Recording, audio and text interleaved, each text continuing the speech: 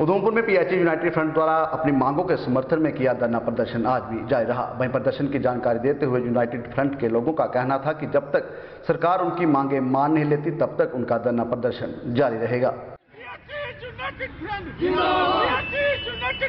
हमारी मांगे पूरी करो, हमारी मांगे पूरी करो। हम क्या चाहते हैं, हम क्या चाहते हैं? पेंडिंग वेजेस पेंडिंग वेजेस तमाम डेली वेजेस को पक्का करो, तमाम डेली वेजेस को पक्का करो। आवाज दो, मोदी तेरे राज में बच्चे भूखे मरते हैं, मोदी तेरे राज में बच्चे भूखे मरते हैं, गवर्नर तेरे राज में बच्चे भूखे मरते हैं, गवर्नर तेरे राज में बच्चे है। और मैं पीएचई डिपार्टमेंट में नौकरी करते हुए मेरे 28 साल हो गए हैं और ये 25 दिन हो गए हैं लगातार यहाँ बैठे हुए और कोई भी गवर्नमेंट का आदमी आज दिन तक हमारी सुध लेने जहाँ नहीं आया है।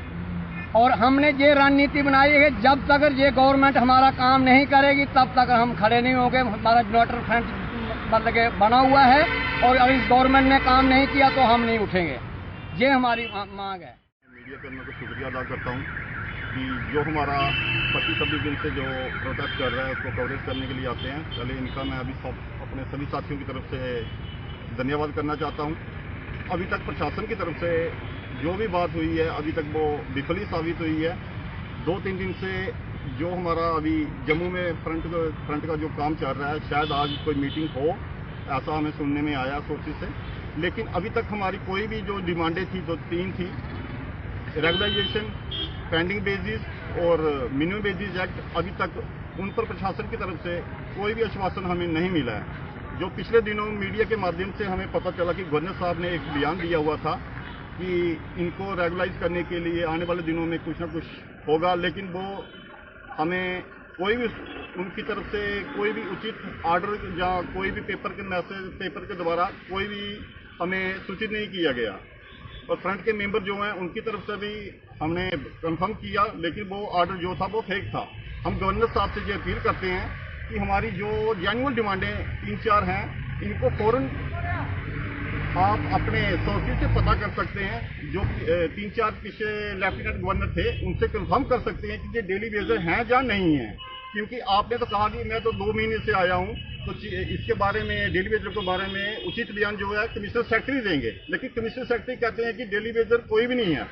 तो हम ये कहना चाहते हैं कि हम 25-26 साल से जो गवर्नमेंट का काम कर रहे हैं, पीएचई की सप्लाई मेंटेन कर रहे हैं, चला रहे हैं, लोगों को स्वच्छ पानी पिला रहे हैं, और आज तक हमारी सुध बुध गवर्नमेंट ने क्यों नहीं ली। और हम उनसे फिर उम्मीदें करना चाहते हैं कि आप तो गवर्नर हैं, इंसाफ की कुर्सी पे बैठे हुए हैं, आपका काम तो इंसाफ करना है, लेकिन हमें इंसाफ नहीं मिल रहा है। इसलिए हम प्रोटेस्ट के माध्यम से आपसे ये कहना चाहते हैं कि हमारी उचित मांगे हैं ये इनको जल्दी से जल्दी पूरा किए जाए, नहीं तो हम और कोई कदम उठाने पर मजबूर हो जाएंगे। हमारे कई साथी जो हैं वो शहीद हो चुके हैं और हमारी फैमिली जो है या हमारे बच्चे जो हैं हमारे ऊपर उनकी भी लाइबिलिटी है। हम कैसे उनकी समस्याओं का निपटारा करेंगे, ये आपसे हम पुनः दोबारा कहना चाहते हैं जो हमारी 3-4 डिमांडें हैं इनको फौरन पूरा किया जाए। आज उधमपुर में district youth service and sports विभाग द्वारा उधमपुर के बॉयज़ हाई सेकेंडरी स्कूल व गर्ल्स हाई सेकेंडरी स्कूल में टेबल टेनिस के टेबल भेंट किए गए। इस मौके पर district youth service and sports के जिला अधिकारी स्वर्ण सिंह मुख्य रूप से मौजूद थे, साथ ही साथ बॉयज़ हाई सेकेंडरी स्कूल के प्रिंसिपल व गर्ल्स हाई सेकेंडरी स्कूल के प्रिंसिपल भी मौजूद रहे। बड़ी खुशी की अनुभूति हो रही है कि department of youth services and sports district अफसर भी हमारे साथ हैं। आज एक टेबल टेनिस जो है हमारे स्कूल को, I am principal boys high secondary school Udhampur, हमें गिफ्ट किया गया है। और जैसा कि डिस्ट्रिक्ट अफसर साहब ने बताया कि जितने भी हमारे डिस्ट्रिक्ट में हाई सेकेंडरी स्कूल्स हैं सभी को ये टेबल टेनिस जो है वो दिया जा रहा है। तो ये एक बहुत अच्छा कदम है स्पोर्ट्स डिपार्टमेंट का कि स्पोर्ट्स डिपार्टमेंट और एजुकेशन डिपार्टमेंट ये दोनों आपस में अलग नहीं हैं, ये एक ही हैं। और अगर हमने स्टडीज़ को इम्प्रूव करना है, स्पोर्ट्स को इम्प्रूव करना है, तो हम दोनों ने कंधे से कंधा मिला के चलना पड़ेगा। और ये department of youth services sports का मैं बड़े तहे दिल से डिस्ट्रिक्ट अफसर साहब का शुक्रिया अदा करता हूँ जो इन्होंने हमें ये टेबल गिफ्ट दिया है। और मेरा मानना है कि जब तक इंफ्रास्ट्रक्चर ना हो, जब तक इक्विपमेंट ना हो हम कभी भी एक्सीलेंस स्पोर्ट्स में, मैं खुद एक स्पोर्ट्समैन हूँ, एक्सीलेंस नहीं एक्सपेक्ट कर सकते हैं। तो इससे, और दूसरा टेबल टेनिस एक ऐसी गेम है जो 8 साल से बच्चे के लिए से लेकर 60 साल का जो आदमी है वो भी खेल सकता है, और इसके लिए बहुत बड़ा फील्ड भी नहीं चाहिए, एक कमरा ही चाहिए। तो मेरा मानना है, काफ़ी देर में डिस्ट्रिक्ट टेबल टेनिस एसोसिएशन का भी प्रेसिडेंट रहा हूँ, अभी नहीं हूँ, तब भी हमने देखा कि पेरिफेरी में टेबल टेनिस के बच्चे कम आते हैं। आज कटरा में उत्तरीय रेलवे मजदूर यूनियन के लोगों द्वारा अपनी मांगों के समर्थन में धरना प्रदर्शन किया गया। वहीं प्रदर्शन की जानकारी देते हुए यूनियन के लोगों का कहना था कि दुर्गा पूजा से पहले उन्हें बोनस दिया जाता था, मगर इस वर्ष दुर्गा पूजा से पहले उन्हें बोनस नहीं दिया गया, जिसका वह विरोध कर रहे हैं। बोनस हमारा अधिकार है। यूआरएमयू जिंदाबाद, एनएफआईआर जिंदाबाद। मोदी सरकार होश में आओ, मोदी सरकार होश में आओ। से मत टकराओ, यूआरएमयू जिंदाबाद, एनएफआईआर जिंदाबाद, निजीकरण मुर्दाबाद, एनपीएस बंद करो, एनपीएस बंद करो, यूआरएमयू जिंदाबाद, एनएफआईआर जिंदाबाद। मोदी सरकार होश में आओ, मोदी सरकार होश में आओ। हमारा आज पूरे देश में एनएफआईआर जो रेलवे कर्मचारी है उसको लेकर एक धरना प्रदर्शन का कार्यक्रम रखे हुई है। आज सभी के लिए रेलवे कर्मचारी अपने हक के लिए, अपने परिवार के हक के लिए एक लड़ाई लड़ रही है। जो ये बोनस है ना सिर्फ हमारा हक है, ये हमारा अधिकार है, हम इसे लेकर रहेंगे। हर जगह आज ये धरना प्रदर्शन इसलिए रखा गया है क्योंकि केंद्र सरकार दुर्गा पूजा के पहले बोनस का अनाउंसमेंट कर देती थी। ये पहली बार ऐसा हुआ है कि कोविड-19 का बहाना करके अभी तक केंद्र सरकार ने हमारा हक जो बोनस है उसे अभी तक नहीं दिया है। जबकि ये फेस्टिवल अनाउंस कर दी, ये 10,000 फेस्टिवल अनाउंस केंद्रीय श्रम कर्मचारियों के लिए अनाउंस जो किया गया, ये फेस्टिवल एडवांस जो है उसके बदले केंद्र सरकार ने नियम भी रखे हैं कि 30,000 की आपको ऑनलाइन खरीदारी करनी होगी, 12% से 18% तक का जीएसटी कटेगा।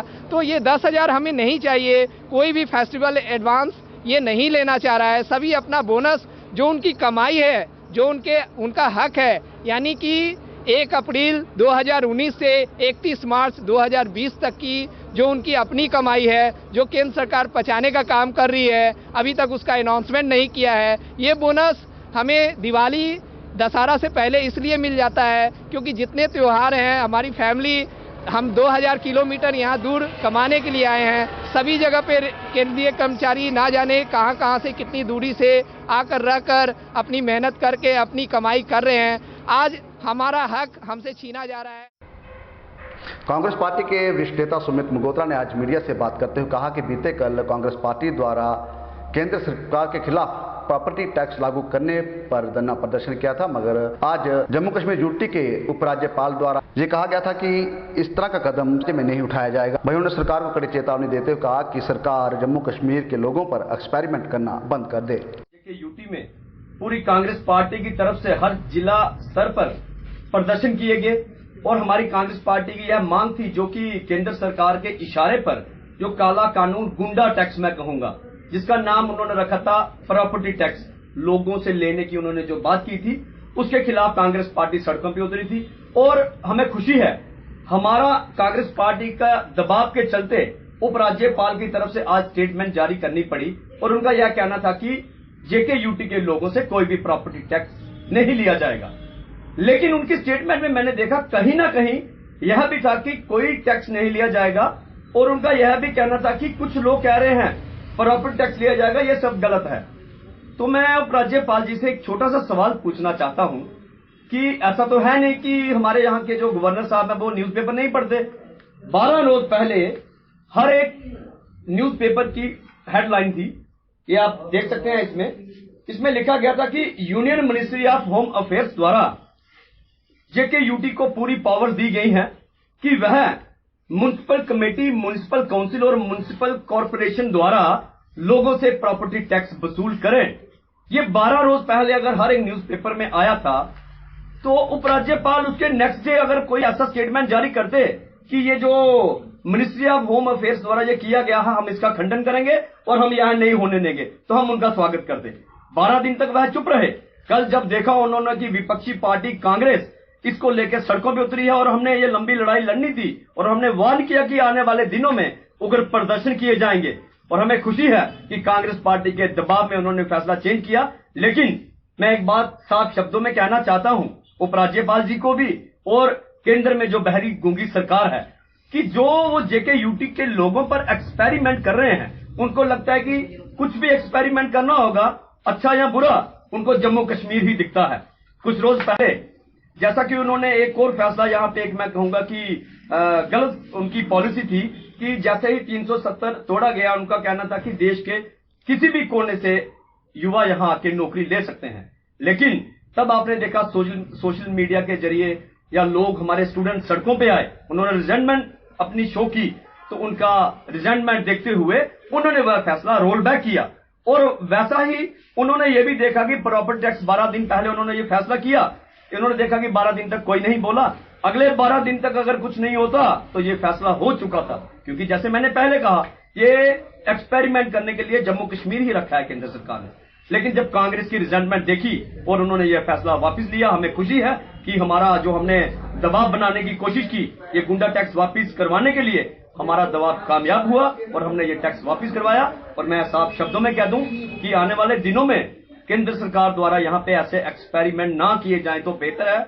ऐसे ही कोई एक्सपेरिमेंट करने की कोशिश की, हम तो संघर्ष करेंगे, लेकिन मुझे लगता है कि जो जनता है वो इनको समझ चुकी है कि ये सिर्फ एक्सपेरिमेंट और टैक्सों की सरकार है, बनने वाला कुछ भी नहीं है। आज जिला रियासी के बिड्डा पंचायत में NHPC सलाल पावर स्टेशन द्वारा एक वाटर टैंक लगाया गया, जिसका उद्घाटन पावर स्टेशन के महाप्रबंधक द्वारा रिबन काट कर किया गया। वहीं इसकी जानकारी देते हुए DM ने बताया कि NHPC हरदम ये कदम उठाता रहता है कि लोगों को मूलभूत सुविधाएं मुहैया करवाई जाएं।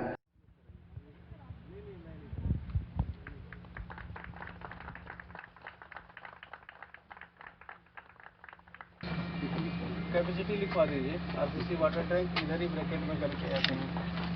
1.25 का है, 1.25 लाख लिख दीजिए।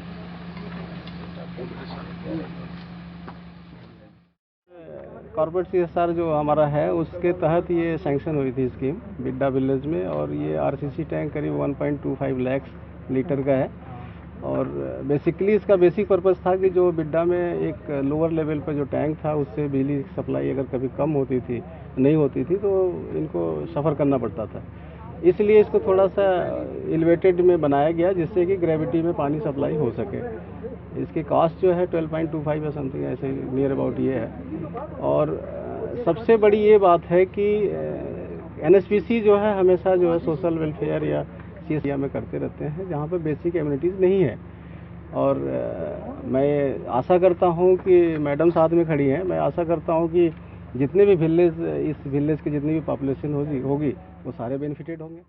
मैडम जी, बाकी यहाँ आए हुए ऑफिसर्स, मैडम जुड़ा ये बिड्डा किया है, सरपंच पंचिस, मैं सबका धन्यवाद करती हूँ कि खास करके मैं GM साहब और शिवानी मैडम का दिल की गहराइयों से शुक्रिया अदा करती हूँ।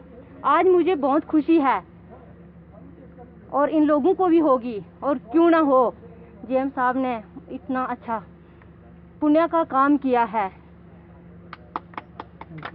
सबको पता है कि पानी हमारे लिए कितना ज़रूरी है, लेकिन मरते टाइम भी इंसान यही बोलता है कि एक बूंद पानी का दो, एक घूंट पानी दो, मैं मर गया। इसलिए जल है तो कल है। तो ज्योतिपुर में केंद्रीय विद्यालय खुला है। 30% लोग NHPC के हैं और 70% लोग लोकल हैं। हमारे लोगों को बहुत रोज़गार मिला है। NHPC के आने से है हमारे लोगों को मानसिक हालत बहुत अच्छी हुई है, रोज़गार मिला है इनको।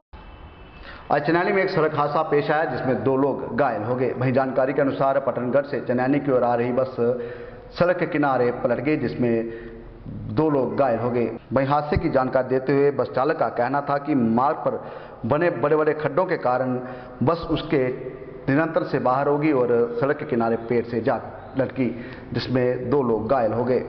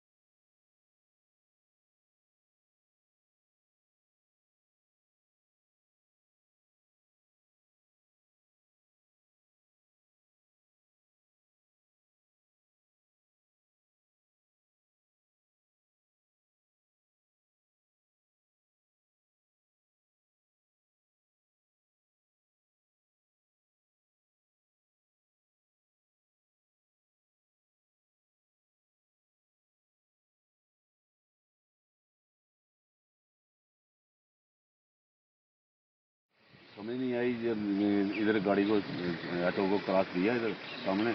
हाँ जी। इधर से 3 नंबर गेयर ही चेंज किया, एक खड्डे में गिरी गाड़ी, ऑन कंट्रोल हो गई गाड़ी, 0 स्पीड की गाड़ी।